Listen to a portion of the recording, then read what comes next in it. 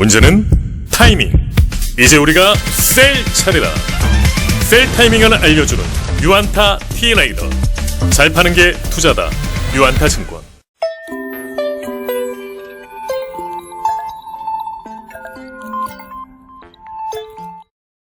안녕하십니까. 유안타증권에서 철강업종을 담당하고 있는 이현수입니다. 금일은 현대자동차 그룹 계열의 철강회사인 현대제철에 대해서 2021년 실적 전망 및 2021년 1분기 실적, 그리고 향후 전체적인 업황에 대해서 좀 한번 짚어보는 시간을 갖도록 하겠습니다. 자세한 내용은 자료를 보면서 말씀을 드리도록 하겠습니다. 우선 2021년 1분기 실적 전망에 대해서 간단하게 이제 말씀드리겠습니다. 2021년 1분기 실적은 본사 기준 별도 영업이익은 약 1,700억 원, 연결 영업이익은 한 2,000억 원에 가까운 1,950억 원으로 추정이 되고 있습니다. 연간 전체적인 실적 전망이 현재 시점에서 어떻게 되고 있는지 짚어보도록 하겠습니다. 기존 저희 유안타증권의 그 현대제철 2021년 연결 영업이익 추정치가 한 8천억 원 정도 됐었습니다. 그래서 연간으로 8천억 원, 분기별로 대략 분기 평균 한 2천억 원 정도 실적을 낼 거라고 이제 전망을 했었는데, 이번 보고서를 통해서 전망치를 상향 조정합니다. 그래서 2021년 연결 영업이익이 약 1.1조 원 정도 나올 걸로 추정치를 상향 조정했습니다. 그래서 기존 전망 대비 약 40% 정도 상향한 수치입니다. 23일 기준으로 컨센서스 21년 연결 영업이익 컨센서스가 약 7천억 원이기 때문에 이 숫자보다는 높은 숫자의 실적이 나오지 않을까, 그런 생각을 하고 있습니다. 지난 몇 년 내에 봤을 때 좀 높은 실적을 기록했던 해 중에 하나가 뒤에서 말씀드리겠지만, 일단은 이 회사가 현대제철이 2014년에 약 한 1.5조 원 정도 영업이익을 낸 후에 2020년까지 6년 연속 쉬지 않고 영업이익이 감소를 했습니다. 최근에 보면은 2018년 연결 영업이익이 한 1조 원을 살짝 넘었던 숫자를 기록했었는데요. 이 실적보다 좀 더 높은 숫자가 나올 걸로 보입니다. 2014년에서 2020년까지 거의 6년 동안 실적이 계속 내려왔습니다. 이 과정에서 이 회사가 이제 본사가 크게 제품군이 두 가지로 나눠집니다. 이제 판재류가 있고요, 봉연강류, 이렇게 두 가지로 크게 나눠지는데요. 물론 이제 연간으로 놓고 봤을 때 이제 이렇게 품목별로는 실적이 올라갔다 내려왔다 올라갔다 내려왔다, 봉연강류도 마찬가지입니다. 올라갔다 내려왔다 이제 그렇게 이제 보였지만은, 전체적으로 이 두 개를 합산한 영업이익이 계속 악화되는 그런 흐름이 나타났습니다. 올해 2021년 같은 경우에는 이제 7년 만에 영업이익이 전년 대비해서 증가할 걸로 보입니다. 어찌 보면 좀 당연한 이야기라고 좀 볼 수도 있겠는데요. 왜 그러냐면은 한때 1조 원 이상의 영업이익을 냈던 회사가 2020년, 작년이죠. 작년에 영업이익이 730억 원에 그쳤습니다. 그렇기 때문에 이거보다 당연히 더 안 좋아지기가 어렵지 않냐, 이제 그렇게 이제 생각하실 수 있습니다.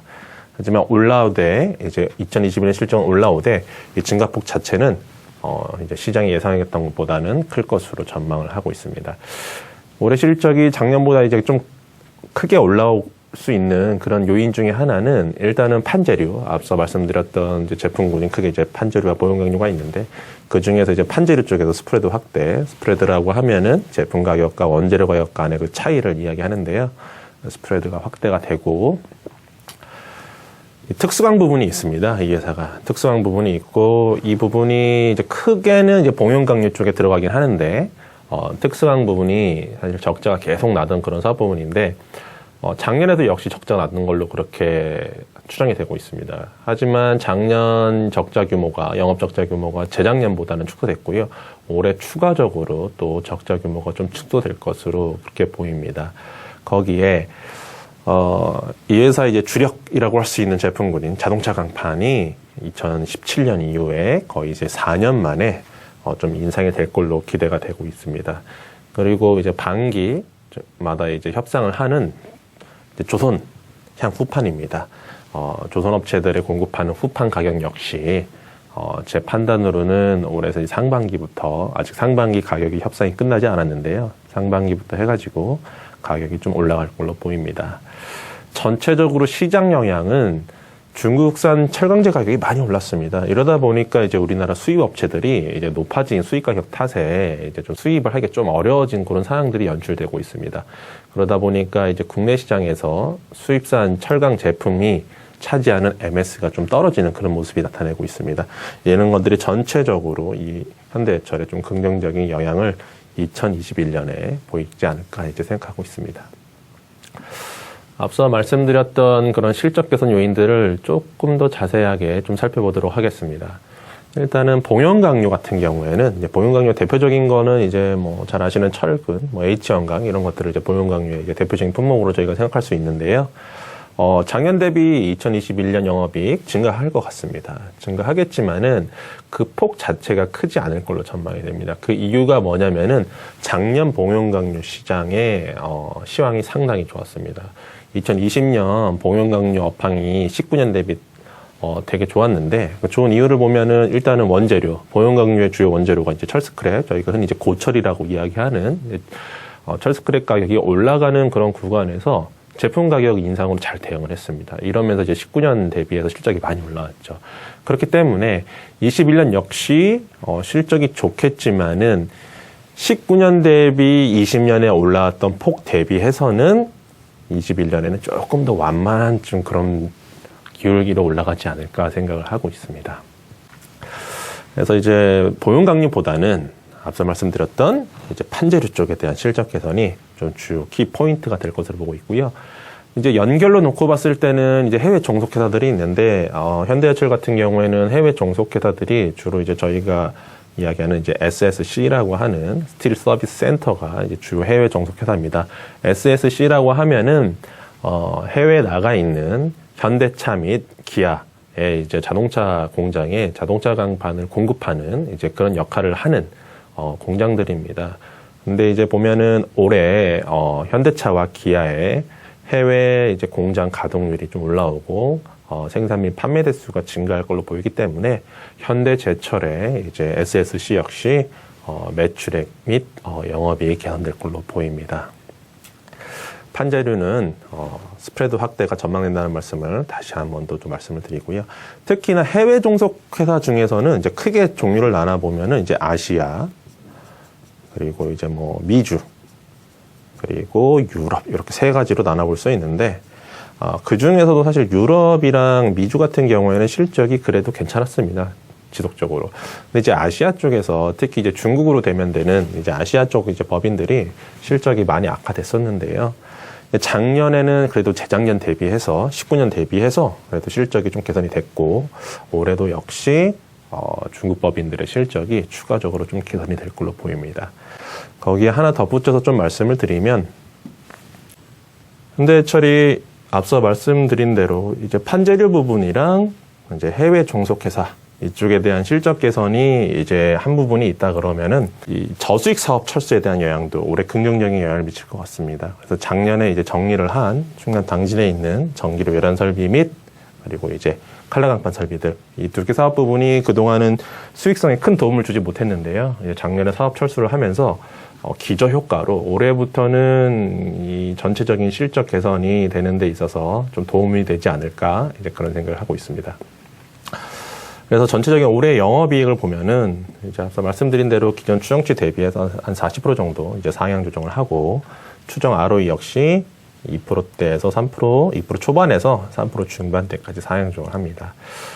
근데 이제 목표 주가를 이제 결정하는 이제 타겟 PBR, 이제 적정 PBR 같은 경우에는 기존에 0.4배였는데 이번에 상향 조정을 하지 않고 기존의 0.4배를 이제 유지를 합니다.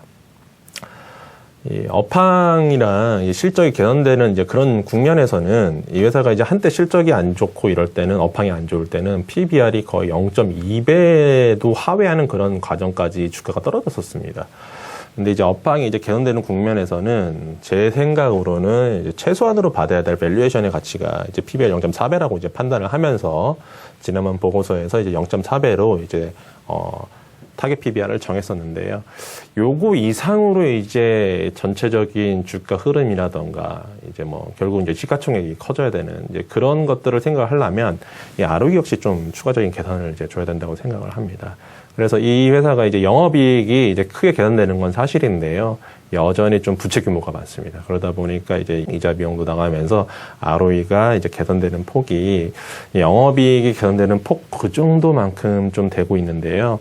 이제는 좀 부채를 상환을 하면서 이제 ROE 역시 이제 좀 더 끌어올려야 이제 PBR 역시도 조금 더 높은 가치를 받지 않을까 이제 그렇게 생각하고 있습니다. 지금 주가 레벨 자체가 아직까지 보면은 23일 기준으로 한 43,500원 이렇게 형성이 되고 있기 때문에 PBR 0.4배 수준인 목표 주가인 53,000원까지는 그래도 주가가 좀 올라갈 수 있는 그런 환경이지 않나 그렇게 판단을 하고 있습니다. 네, 지금까지 그 현대제철에 대해서 말씀을 드렸습니다. 현대제철은 이제 뭐 우리나라를 대표하는 이제 봉연강류 업체이자 이제 판재료 업체라고 이제 할 수 있을 것 같습니다. 중국 업황이 계속 좀 좋은 흐름을 나타내고 있는 그런 시기가 1분기에 이어지고 있습니다. 현대제철 역시 1분기, 2분기까지 중국 업황이 좋아지는 흐름을 실적 개선으로 좀 나타낼 수 있을 것 같습니다. 그래서 긍정적인 시각을 갖고 있다고 다시 한 번 더 좀 말씀을 드리도록 하겠습니다. 이상입니다. 문제는 타이밍. 이제 우리가 셀 차례다. 유안타 T레이더.